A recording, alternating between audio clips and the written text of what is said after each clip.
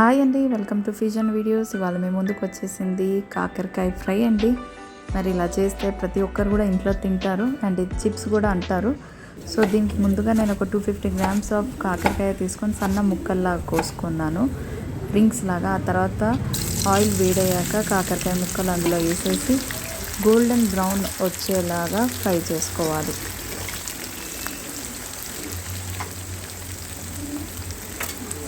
Medium ఫ్లేమ్లోనే ఉంచి మనం ఫ్రై చేసుకోవాలండి.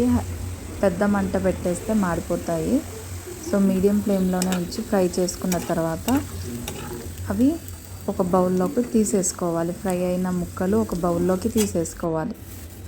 ఆ తర్వాత అదే నూనెలో నేను ఒక గుప్పెడు కరివేపాకు వేసాను.